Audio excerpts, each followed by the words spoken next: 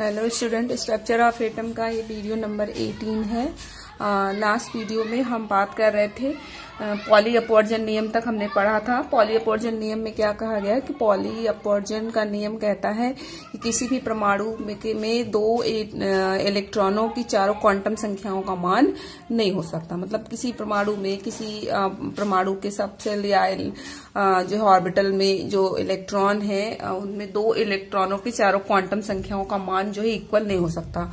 मतलब n, l, m और s की चारों वैल्यूज जो हैं दोनों इलेक्ट्रॉनों की इक्वल नहीं होंगी। कोई एक वैल्यू जो है पक्का जो है डिफरेंट होती है। अब हम दूसरा नियम देखेंगे तो जो सेकंड हमारा जो लॉ है वो है हुन का नियम, हुन का principle. That is second one, Hund's principal,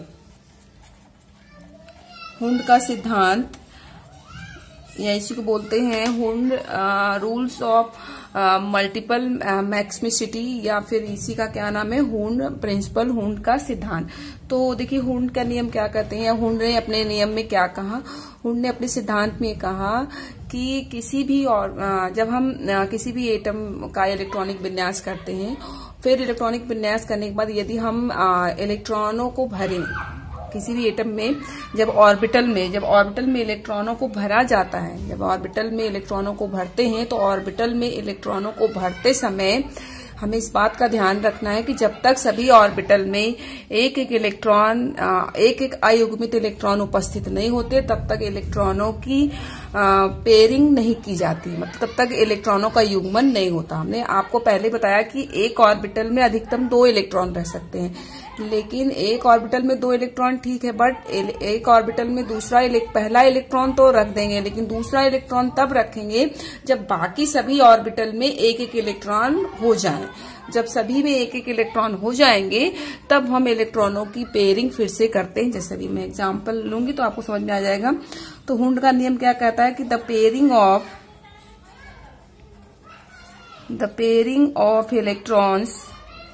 इलेक्ट्रॉनों की पेयरिंग तभी होती है, मतलब ऑर्बिटल में इलेक्ट्रॉन का भराव करते समय इलेक्ट्रॉन की पेयरिंग तब होती है जबकि सभी ऑर्बिटल में एक एक अयुग्मित इलेक्ट्रॉन उपस्थित हो। तो the pairing of electrons in the orbitals of a particular subshell, एक निश्चित उपकोष में of particular subshell does not take place until all the orbitals of the subcell are singly occupied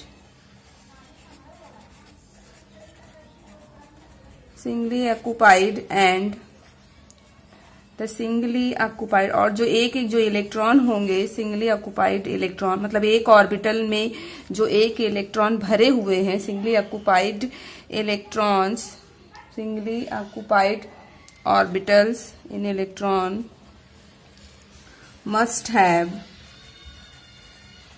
must have the electrons with parallel spin। तो इतना हमें definition से मतलब नहीं है, आप इसको अपनी भाषा में लिख सकते हैं कि हुंड का सिद्धांत कहता है कि हुंड के सिद्धांत के अनुसार जब ऑर्बिटल में इलेक्ट्रॉनों का भराव किया जाता है तो जब तक सभी ऑर्बिटल में एक एक इलेक्ट्रॉन नहीं हो जाते तब तक इलेक्ट्रॉनों की पेयरिंग नहीं की जाती है। जैसे एग्जाम्पल से इसको हम समझेंगे। जैसे हमने एग्जाम्पल ले लिया 3d7, तो डी का इसमें इलेक्ट्रॉन भरते हुए हमको दिखाना है। तो डी सबसेल में कितने ऑर्बिटल होते हैं? 5 होते हैं। तो 5 ऑर्बिटल हमने बना दिया। डी उपकोष पे 5 ऑर्बिटल बना दिए। कितने इलेक्ट्रॉन भरने? 7 इलेक्ट्रॉन भरने। तो पहले एक एक इलेक्ट्रॉन, तो देखिए 1 ऐसे नहीं भरेंगे कि 1 2 3 4 5 6 7, ये गलत है, ये गलत तरीका है भरने का। सही तरीका है इलेक्ट्रॉन भरने का। देखिए 1 2 3 4 5, पहले हमने 5 ऑर्बिटल बना लिए। अब इलेक्ट्रॉन भरना है 1, ये जो भरा हमने ये तरीका गलत है। अब भरने का सही तरीका देखेंगे 1 2 3 4 5, फिर 5 इलेक्ट्रॉन, जब तक सभी ऑर्बिटल में एक एक इलेक्ट्रॉन नहीं जाएंगे तब तक इलेक्ट्रॉनों की पेयरिंग नहीं करते हैं। तो 5 इलेक्ट्रॉन हो गए ऑर्बिटल में। अब छठवां इलेक्ट्रॉन ये 6 और 7 और होते तो और इस तरीके से इसी क्रम में हम भर देते। जैसे हमको भरना हो 3p3 भरना है तो 3p3 है तो देखिए 3 p ऑर्बिटल बना दे, p में 3 ऑर्बिटल हो गए, इलेक्ट्रॉन 1 2 3 इस तरीके से। इसी तरीके से यदि हमको भरना है 3p5 है तो 3p5 है, तभी इलेक्ट्रॉन भरते समय 3 ऑर्बिटल बना दिए, फिर 1 2 3 4 एंड 5। तो इलेक्ट्रॉन भरने का ये तरीका है। ये हुंड ने कहा जब तक एक एक इलेक्ट्रॉन सभी ऑर्बिटल में ना हो जाए तब तक हम इलेक्ट्रॉनों की पेयरिंग नहीं करते हैं। मतलब यदि हम इसमें इलेक्ट्रॉन देखें तो ये इलेक्ट्रॉन, ये पहला इलेक्ट्रॉन है, ये दूसरा है, ये तीसरा इलेक्ट्रॉन है, ये 4th इलेक्ट्रॉन है और ये 5वां इलेक्ट्रॉन है। इसी तरीके से इसमें ये जो इलेक्ट्रॉन है ये 1st इलेक्ट्रॉन, ये वाला 2nd, ये 3rd इलेक्ट्रॉन, ये 4th, ये 5th हो गया और ये नीचे वाले जो है ये 6 हो गया, ये 7 हो गया। ये नहीं कि 1 2 3 4 5 6 7 नहीं, ये नहीं, ये गलत तरीका है। क्लियर है? तो इस तरीके से इलेक्ट्रॉनों की इस तरीके से इलेक्ट्रॉनों का भराव होता है, इलेक्ट्रॉन भरे जाते हैं, हुंड ने अपने सिद्धांत में कहा। तीसरा, थर्ड और आखिरी नियम है हमारा, दैट इज अब्बाहू का प्रिंसिपल, अब्बाहू का सिद्धांत। तो देखिए अब्बाहू ने क्या कहा, इन्होंने भी इलेक्ट्रॉनिक विन्यास के समय कैसे ऑर्बिटल में इलेक्ट्रॉन भरे जाते हैं उसी के बारे में इन्होंने भी कहा। तो अब्बाहू ने अपने सिद्धांत में ये कहा कि ऑर्बिटल में इलेक्ट्रॉन जो है पहले निम्न ऊर्जा वाले ऑर्बिटल में इलेक्ट्रॉन भरे जाते हैं, तब उच्च ऊर्जा वाले ऑर्बिटल में इलेक्ट्रॉन भरे जाते हैं। मतलब इलेक्ट्रॉनों का भराव जो है वो निम्न ऊर्जा ऑर्बिटल से उच्च ऊर्जा ऑर्बिटल की तरफ किया जाता है। तो the electrons are added to the various orbitals in their order of increasing energy। मतलब इलेक्ट्रॉन जो है वो कैसे भरे जाते हैं, इलेक्ट्रॉनों का भराव जो होता है वो ऑर्बिटल की बढ़ती हुई ऊर्जा के क्रम में किया जाता है। Starting with lowest energy orbital, starting with the orbitals of lowest energy। मतलब पहले इलेक्ट्रॉन निम्न ऊर्जा ऑर्बिटल में भरे जाते हैं और फिर उच्च ऊर्जा ऑर्बिटल में इलेक्ट्रॉन भरे जाते हैं। जैसे पहले इलेक्ट्रॉन जो है 1s में होंगे, पहले इलेक्ट्रॉन किस में भर जाएंगे 1s में, फिर 2s में, फिर 2p में, इस तरीके से इलेक्ट्रॉन भरे जाते हैं। इलेक्ट्रॉन पहले देखिए 1s में पहले इलेक्ट्रॉन, फिर 2s लोएस्ट एनर्जी ऑर्बिटल, सबसे कम एनर्जी का ऑर्बिटल 1s है, फिर 2s में, फिर 2p, फिर 3p और 2p फिर 3s, फिर मतलब 1s 2s 2p फिर 3s हो गया, फिर 3p में इलेक्ट्रॉन, फिर 4s में इलेक्ट्रॉन, फिर 4p नहीं होगा बल्कि 3d होगा, 3d में फिर 4p में, मतलब 4p की जो ऊर्जा है वो 3d से ज्यादा है। उसके बाद जो है 4p के बाद 5s, तब 4d आएगा। उसके बाद 5p में, फिर 6s में, फिर 4f में और 5d में, और आपको जो है इस तरीके से इलेक्ट्रॉन इसमें भरे जाते हैं। ठीक है, 5d में इस तरीके से इलेक्ट्रॉन भरे जाते हैं। अब इसको याद नहीं करना है, इसके लिए मैं एक जो अब्बाहू ने एक चार्ट बनाया है उसी को मैं ड्रॉ कर दी तो आपको समझ में आ जाएगा। देखिए इन्होंने किस तरीके से बना रखा है। तो 1s सबसे लोअर एनर्जी ऑर्बिटल है 1s, फिर उसके बाद हमने लिख दिया इसी क्रम में 2s के साथ 1 का मतलब एक ऊर्जा मुख्य क्वांटम संख्या एक में केवल एक ही उपकोष, एक ही ऑर्बिटल है 1s। 1s 2s 2p नहीं होता है, सिर्फ 1s होता है, और 2s का जो है 2s होता है और 2p होता है। ठीक है, उसके बाद 3s तीसरे लेवल की ऊर्जा यानी मुख्य क्वांटम संख्या 3 वाले के 3 सबसे लाभ के हो जाएंगे, 3s हो जाएगा, फिर 3p हो जाएगा और 3d होगा। मतलब 3 का यह नहीं पॉसिबल होता है। फिर 4s 4s 4p and 4d और फिर हो गया 4f, इसके सारे पॉसिबल हैं। उसके बाद आपका 5s सब, मतलब 4 से सभी होंगे। जब 1 के एक मुख्य क्वांटम संख्या का केवल 1s होगा। ठीक है, कैसे भी इसको मैं बता देती हूँ, उसको भी आपको क्लियर हो जाएगा। पहले हम बना लेते हैं 5s 5p 5d and 5f, फिर 6s और 6p 6d 6f, सॉरी अब रहने देते हैं इतना ही, इसको कम करते चलते हैं ताकि बनाने में आसानी हो। फिर 7s और 7p। अब इसको ड्रॉ क्या किया उन्होंने, एरो के द्वारा दिखाया। इलेक्ट्रॉन कैसे भर जाएंगे, जैसे एरो है इलेक्ट्रॉन भर, पहले 1s में इलेक्ट्रॉन जाएगा, उसके बाद इलेक्ट्रॉन 2s में जाएगा और 2s के बाद इलेक्ट्रॉन 2p में, 2p फिर 3s, 3s के बाद इलेक्ट्रॉन देखिए कहाँ जाएगा, 3p में भर जाएगा, फिर 4s में, देखिए ध्यान से बनाना है, 1s फिर घुमा दिया हमने इधर, 2s फिर 2p फिर 3s, जिधर जा रहा उधर इलेक्ट्रॉन भर जाएंगे। 3s के बाद 3p में, 3p के बाद 4s, 4s के बाद देखिए 3d 4p 5s, फिर आपका ये इस तरीके से आ गया 4d 5p 6s, फिर आप ये ऊपर की तरफ घुमा लाया है 4f 5d 6p 7s, फिर आपने इलेक्ट्रॉन को इस तरीके 5f 6d 6p, इस तरीके से इलेक्ट्रॉन भरे जाते हैं। इस तरीके से इलेक्ट्रॉनों का भराव हो रहा है।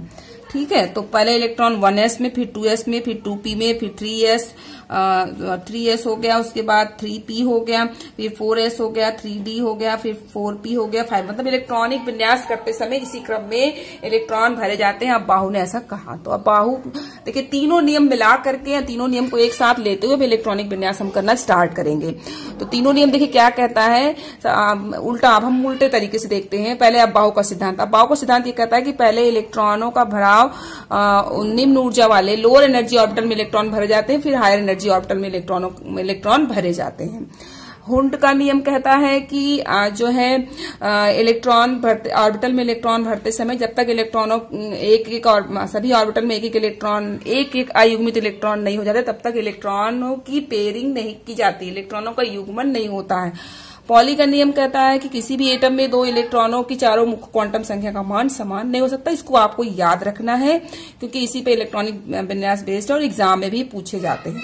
ठीक है, अब मैंने कहा कि 1 का मुख्य क्वांटम संख्या, यदि हमारी मुख्य क्वांटम संख्या 1 है तो सिर्फ उसका 1s हो सकता है। 1 का वो एक मुख्य क्वांटम संख्या वाले का 1p 1d 1f नहीं हो सकता। देखिए अब मुख्य क्वांटम संख्या 1 है, n बराबर 1 है, तो देखिए l बराबर क्या हो जाएगा, n-1 से 0 हो गया, सिंपल सा। यदि n बराबर 1 है तो l बराबर 0 हो गया, l बराबर 0 का मतलब यस। अब देखिए सिर्फ एक ही तो है, अब l बराबर 1 भी नहीं आ, सिर्फ 0 आ रहा है, तो इसका मतलब केवल एक ही जो है यस पॉसिबल है, यानी कि एक मुख्य क्वांटम संख्या वाले के द्विगंशी क्वांटम संख्या 0 आती है, तो इसका मतलब उसमें सिर्फ एक ही उपकोष है, वो है वो यस। अब दूसरा ले लें, यदि हमने n बराबर 2 ले लिया तो l बराबर कितना आ जाएगा, 1 आ जाएगा, 1 आया, इसका मतलब l बराबर 0 1, यानी यस और p, देखिए 2s 2p बन रहे हैं। अब इसका 1 और 0 1 यस, सिर्फ 1s ही बनेगा, जबकि इसको देखें तो आप देखेंगे कि l बराबर 0 और 1, तो आपका ये 2s भी बन रहा है और 2p भी बन रहा है, दोनों बन रहे हैं। इसी तरीके से अब हम ले लें n बराबर 3, यदि n बराबर 3 ले लेते हैं तो l बराबर 2 आ जाएगा n-1 के फॉर्मूले से, तो l बराबर 2 का मतलब 0 1 और 2 आ गया, 0 1 2, यानी यहाँ पे s p और d हो गया। इसका मतलब इसके क्या क्या है, 3s बनेगा और 3p बनेगा और 3d, तीनों पॉसिबल है, तीनों संभव है।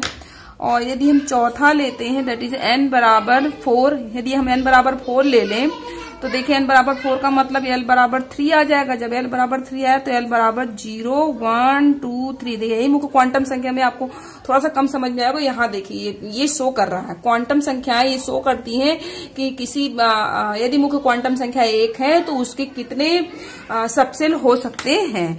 तो l बराबर 0 1 2 3, यानी s p और d और f, यानी कि 4s भी होता है, 4p भी होता है, 4d भी होता है, 4f भी। तो मुख्य क्वांटम संख्या 4 के बाद जितने हैं सभी के s p d f चारों सबसेल पॉसिबल संभव होंगे। तो ये इस बात को सिद्ध कर रहा है।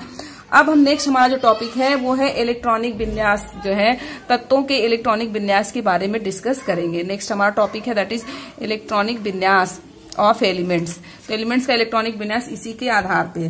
तो next topic that is electronic विन्यास या electronic configuration, electronic configuration, electronic configuration of element, तत्वों का इलेक्ट्रॉनिक विन्यास। तो तत्वों के इलेक्ट्रॉनिक विन्यास कैसे किए जाते हैं, ठीक है। तो तत्वों का इलेक्ट्रॉनिक विन्यास करने के लिए देखिए यही से एक चार्ट बना लेते हैं। हमारे पास चार्ट है दैट इज सेल, कोष, उसके बाद एन की वैल्यू, और अगला हो गया उपकोषों की संख्या, number of subcell, number of subcell उपकोषों की संख्या, फिर उपकोषों के प्रतीक, सिंबल ऑफ सबसेल, सबसेल का जो है सिंबल, ठीक है। तो कोष कितने होते हैं हमने बता रखा है आपको, कोष 4 होते हैं, के, एल, एम और एन, 4 कोष होते हैं। यदि के कोष है तो मुख्य क्वांटम संख्या 1, एल के लिए 2 मुख्य क्वांटम संख्या, एम के लिए 3, एन के लिए 4 होता है, ये मुख्य क्वांटम संख्या होगा। अब उपकोषों की संख्या हमको निकालनी है, उपकोष कितने होते हैं, तो जितनी मुख्य क्वांटम संख्या होती है उतने उपकोष होते हैं। यानी के सेल में कितने उपकोष, 1 उपकोष, एल के कितने 2 उपकोष, एम के 3 उपकोष, एन के 4 उपकोष, सब बता रखा हमने। अब इनके सिंबल क्या होंगे देखिए। अब एक उपकोष, आपके 1 मुख्य क्वांटम संख्या 1 उपकोष होता है, एक कौन सा उपकोष होता है, एस होता है। 2 उपकोष का मतलब एस पी होता है, 3 उपकोष का मतलब एस पी डी होता है, 4 उपकोष यानी एस पी डी और एफ चारों होते हैं। तो इसके 1s हो गया, इसका 2s हो गया, 2p, इसके 3s हो गया, 3p हो गया, 3d हो गया, 4s हो गया, 4p हो गया, 4d हो गया और 4f हो जाता। इतने पॉसिबल होते हैं इसके। तो इस तरीके से ये टेबल कंप्लीट हो जाता है, ठीक है। अब हम इलेक्ट्रॉनिक विन्यास करना स्टार्ट करेंगे। तो कुछ एग्जांपल्स लेते हैं और करना आपको आता है और सारे नियम क्लियर हो गए हैं। जैसे हाइड्रोजन है, एटॉमिक नंबर 1 होता है, मतलब किसी भी तत्व का इलेक्ट्रॉनिक विन्यास करना है तो हमें उसके एटॉमिक नंबर पता होना चाहिए। तो 1s का मतलब A1 हाइड्रोजन बराबर, यानी उसका एटॉमिक नंबर 1 है तो 1s1 हो गया। पहले इलेक्ट्रॉन 1s में भरेंगे और ये चीज दिमाग में रखनी है कि s में अधिकतम 2 इलेक्ट्रॉन हो सकते हैं, p में अधिकतम 6 इलेक्ट्रॉन हो सकते हैं और d में 10 हो सकते हैं और f में अधिकतम 14। इन बातों को याद रखते हुए तब इलेक्ट्रॉनिक विन्यास हमें करना है। अब जैसे हमने नियॉन ले लिया, हाइड्रोजन सिंपली कर दिया, हम नियॉन ले, नियॉन का एटॉमिक नंबर 10 है। अब इलेक्ट्रॉनिक विन्यास इसका करना है। देखिए पहले शुरू कहां से करेंगे, जो हमने बता रखा है बाहु के सिद्धांत जो बताया, पहले 1s में, फिर 2s में जाएगा इलेक्ट्रॉन, फिर 2p में जाएगा। इस तरीके से इलेक्ट्रॉन हमको भरने हैं। देखिए न याद हो इसको आप देख लें एक बार कि पहले इलेक्ट्रॉन 1s में जाएगा सबसे लोअर एनर्जी ऑर्बिटल में, फिर 2s में जाएगा, फिर 2p में जाएगा। अब 2 का जो है 2d होता नहीं है, 2f नहीं होता, अब 3s में जाएगा, फिर 3p में। इस क्रम को याद रखते हुए तब इलेक्ट्रॉनिक विन्यास करना है आपको। तो देखिए 1s2 हो गया, फिर 1s2 एंड 2s2, 4 इलेक्ट्रॉन हो गया। इलेक्ट्रॉनों की संख्या को भी काउंट करना है भाई। एटॉमिक नंबर 10 है, यानी इसमें इलेक्ट्रॉन 10 हैं, तो 10 इलेक्ट्रॉन तक ही हमको कॉन्फ़िगरेशन करना नहीं, करते जाना है, कहीं रुकना भी है। तो कितना रुकना है, जब इलेक्ट्रॉन हमारे कंप्लीट हो जाएं। तो देखिए 1s2 2s2 यानी 4 इलेक्ट्रॉन हो गए, तो कितने इलेक्ट्रॉन बचे, 6 इलेक्ट्रॉन बचे हैं। तो 1s2 2s2 के बाद क्या आता है 2p, और 2p में अधिकतम कितने इलेक्ट्रॉन रख सकते हैं, 6 रख सकते हैं, और 6 हमारे बच रहे हैं। तो 1s2 2s2 2p6 हमने रख दिया, कंप्लीट हो गया। इसी क्रम में सोडियम को लिए, सोडियम 11, तो इसका electronic configuration 1s2 2s2 2p6 हो गया, फिर 3s1 हो गया। इस तरीके से हमने कर लिया। इसी तरीके से कैल्शियम ले लें, कैल्शियम का एटॉमिक नंबर 20, तो 1s2 2s2 2p6, फिर इसी तरीके से 3s2 हो गया। कितने इलेक्ट्रॉन हो गए, 2 2 4 6 10 तो 12, अभी 8 बचे हैं। तो 3p आपके कितने जाएंगे, 6 जाएंगे, 18 हो गया। अब आ जाएगा 4s2 आ जाएगा। क्या आ जाएगा आपका 4s2। इस क्रम में हम इस तरीके से इलेक्ट्रॉनिक विन्यास करते हैं। अब जैसे एक डी ऑर्बिटल, एक डी ब्लॉक का भी हम ले लेते हैं। जब डी ऑर्बिटल लेते हैं, देखिए डी ऑर्बिटल का जैसे हमने ले लिया दैट इज मैग्नीज। मैग्नीज का एटॉमिक नंबर कितना होता है 25। अब इसका इलेक्ट्रॉनिक कॉन्ट्रीब्यूशन आपको करना है तो कैसे करेंगे, 1s2 हो गया, 2s2 4 इलेक्ट्रॉन हो गए, 1s2 2s2 2p6 हो गया, फिर 3s2 हो गए, फिर 3p6 हो गया, 1s2 2s2 2p6 3s2 3p6। How many electrons, ये हो गए 10 और 2 12 और 6 18 इलेक्ट्रॉन हो गए। फिर यहाँ पर अभी 25 इलेक्ट्रॉन बाकी हैं।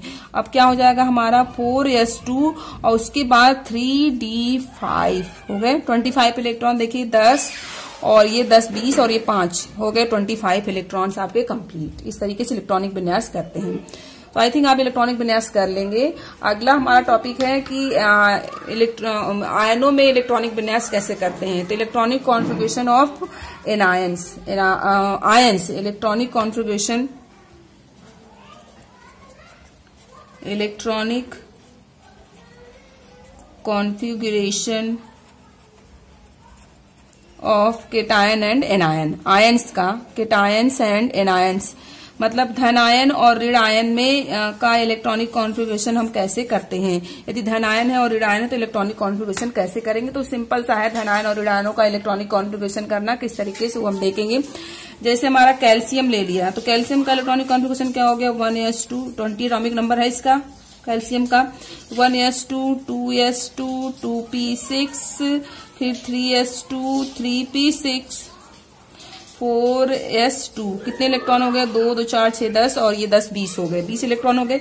अब ये कैल्शियम 2+ हो, यदि 2+ हो गया इसका मतलब एक केटायन धनायन हो गया, और 2+ का मतलब होता है कि इलेक्ट्रॉन लॉस कर रहा है, इलेक्ट्रॉन निकल रहा है। माइनस हो यानी इलेक्ट्रॉन ले रहा है, इलेक्ट्रॉन बढ़ रहे हैं।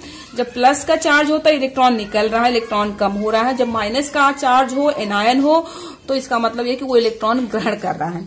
तो Ca2+ का मतलब 2 इलेक्ट्रॉन निकल गए, कितने इलेक्ट्रॉन बचे, 18 बचे, और 18 इलेक्ट्रॉन बचे। तो देखिए electronic configuration 1s2 2s2 2p6 3s2 and 3p6। अब 4s2 नहीं होगा, 4s2 क्या हो जाएगा, 4s0 हो जाएगा, क्योंकि भाई अब इलेक्ट्रॉन बचे ही नहीं ना, इलेक्ट्रॉन निकल गए तो 4s0 लिख सकते हैं, आप 4s लिखिए ही मत।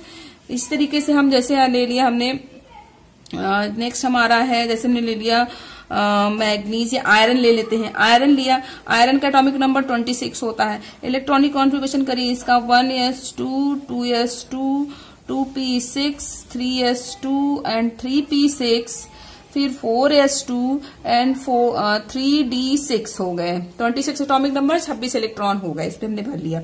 अब हम ले लेते हैं Fe2+। Fe2+ का मतलब इलेक्ट्रॉन लूज हो रहा है, इलेक्ट्रॉन निकल रहा है। जब इसमें से इलेक्ट्रॉन निकलेगा, 2 इलेक्ट्रॉन निकले तो कितने बच गए, 24 इलेक्ट्रॉन बचे।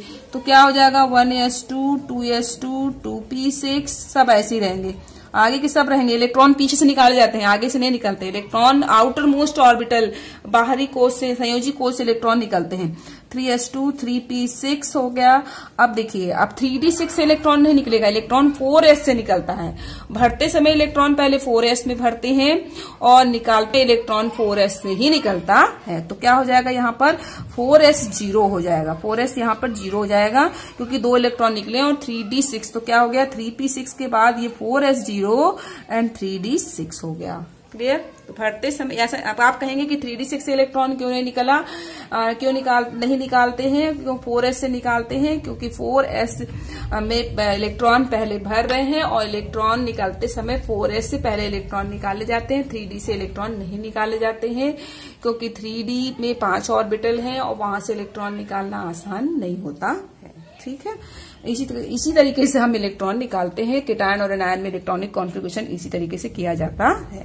मतलब जितने पॉजिटिव आयन बढ़ेंगे उतने इलेक्ट्रॉन कम कर देंगे। अगर इलेक्ट्रॉन मतलब पॉजिटिव आयन आते तो उतने इलेक्ट्रॉन घटा देंगे और माइनस निगेटिव आयन आता तो इलेक्ट्रॉन उतने हम बढ़ा देते हैं। एक टॉपिक है that is iso electronic. Iso electronic किसे कहते हैं, थोड़ा हम यहाँ पर देख लेंगे। आइसो इलेक्ट्रॉनिक किसे कहते हैं, आइसो इलेक्ट्रॉनिक या सम इलेक्ट्रॉनिक किसे कहते हैं। सम इलेक्ट्रॉनिक क्या होता है, तो सम इलेक्ट्रॉनिक वे आयन या परमाणु हैं जिनमें इलेक्ट्रॉनों की संख्या बराबर होती है।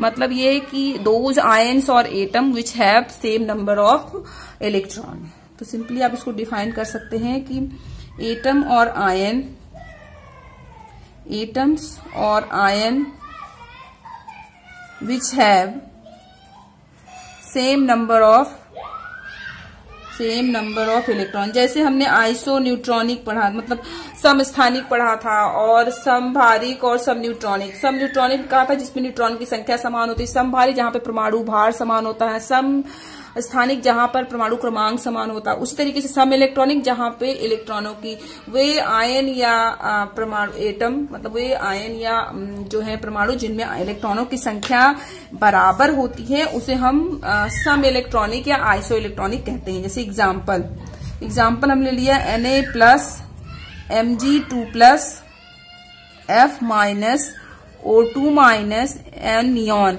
हम ये कह रहे हैं कि ये सब के सब आइसो इलेक्ट्रॉनिक है, दे आर आइसो इलेक्ट्रॉनिक। अब आपको मैं दिखा देती हूँ कि किस तरीके से आइसो इलेक्ट्रॉनिक है। इनमें 10-10 इलेक्ट्रॉन है या नहीं। देखिए अब जो सोडियम है, सोडियम का एटॉमिक नंबर कितना होता है? 11। सोडियम का एटॉमिक नंबर 11 होता है। और Na+ हो गया, इसका मतलब 1 इलेक्ट्रॉन निकल गया, तो इसका मतलब ये हुआ कि सोडियम के पास कितने इलेक्ट्रॉन हो गए? 10 इलेक्ट्रॉन हो गए। इसी क्रम में देखिए मैग्नीशियम में मैग्नीशियम का परमाणु क्रमांक 12 होता है। Mg2+ का मतलब 2 इलेक्ट्रॉन निकल जाएंगे, 10 इलेक्ट्रॉन इसके पास भी रह गए। इसी क्रम में आप फ्लोरीन को देखिए, फ्लोरीन में आप देखेंगे फ्लोरीन का परमाणु क्रमांक कितना होता है? 9। F- यानी 1 इलेक्ट्रॉन बढ़ रहा है, तो यहाँ पे भी 10 इलेक्ट्रॉन हो गए। ऑक्सीजन का आप देखिए O2, ऑक्सीजन का एटॉमिक नंबर 8 होता है। 2- का मतलब 2 इलेक्ट्रॉन बढ़ जाएंगे, 10 इलेक्ट्रॉन यहाँ पे भी हो गए। और नियॉन आयन नहीं है बल्कि एटम है, इस पे कोई आवेश नहीं है, इसका मतलब ये एटम हुआ। और नियॉन का परमाणु क्रमांक कितना होता है? 10 होता है। ना इस पे पॉजिटिव है ना निगेटिव चार्ज, इसका मतलब ना तो इलेक्ट्रॉन घट रहे हैं ना बढ़ रहे हैं, तो इसके पास भी 10 इलेक्ट्रॉन हो गए। ठीक है, तो मतलब सभी के आइसो इलेक्ट्रॉनिक का मतलब है कि जितने उसमें परमाणु एटम जो भी है, एटम या आयन ले रखा है, सभी के जो है इलेक्ट्रॉन बराबर होंगे। सब में देखिए 10 इलेक्ट्रॉन है, तो ये सारे ये जितने भी हमने आयन और एटम लिए हैं ये सब सम इलेक्ट्रॉनिक है, क्योंकि इनमें इलेक्ट्रॉनों की संख्या बराबर होती है। ठीक है, और इलेक्ट्रॉनों की संख्या किस बात पर निर्भर करती है? एटॉमिक नंबर पे। एटॉमिक नंबर हमें पता होगा, उससे हम इलेक्ट्रॉनों की संख्या निकाल लेंगे, क्योंकि हमने आपको बताया है कि परमाणु का जो परमाणु क्रमांक एटॉमिक नंबर होता है, परमाणु क्रमांक बराबर इलेक्ट्रॉनों की संख्या बराबर प्रोटॉनों की संख्या। जितना परमाणु क्रमांक होता है उतने ही इलेक्ट्रॉन होते हैं, उतने ही प्रोटॉन होते हैं। अब आयन होगा तो आयन पे पॉजिटिव, अगर प्लस का चार्ज है तो हम जो है इलेक्ट्रॉन कम हो जाएगा, उसमें इलेक्ट्रॉन कम कर देंगे। माइनस का चार्ज होगा तो उसमें इलेक्ट्रॉन जोड़ देंगे। जितने प्लस होंगे उतना इलेक्ट्रॉन घटा देंगे, जितना माइनस होगा उतना इलेक्ट्रॉन उसमें ऐड कर देते हैं। इसके साथ ये चैप्टर खत्म हो जाता है। थोड़ी बहुत चीजें इस पे रह गई हैं जो कि छोटे छोटे टॉपिक्स हैं, और उनको हम यहाँ नहीं डिस्कस करेंगे, क्योंकि वो टॉपिक फिर से जो है आपके पीरियोडिक टेबल वाले टेबल में, तत्वों के वर्गीकरण वाले चैप्टर में फिर से रिपीट होगा, इसलिए हम उन टॉपिक्स को वहीं पर डिस्कस करेंगे। क्योंकि जब तक पीरियोडिक टेबल नहीं समझ में आएगा तब तक आप वो जो टॉपिक्स यहाँ पर रह जा रहे हैं थोड़े बहुत, वो आपको पीरियोडिक टेबल समझने के बाद ही क्लियर होगा, तो उसको हम वहां पर डिस्कस करेंगे। तो अगले वीडियो में हम नेक्स्ट चैप्टर स्टार्ट करेंगे।